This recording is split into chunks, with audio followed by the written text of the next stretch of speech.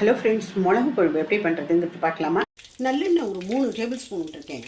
இதில் 1 table spoon துவரம்பருப்பு, மிளகு 1 டேபிள் ஸ்பூன், 1 டீஸ்பூன் மல்லி, கொஞ்சமாக கார்லிக், 2 மிளகாட்டு, கருவேப்பிலை, கொஞ்சமாக பெருங்காயம்.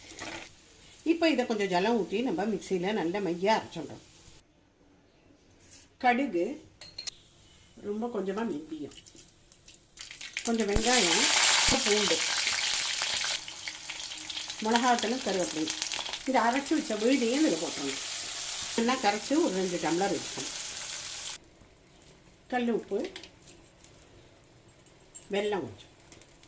இப்போ இந்த நல்லா கொதிச்சு போயிடுத்து நல்லா கெட்டியமாக பாருங்க, எண்ணெய் கசியிறது.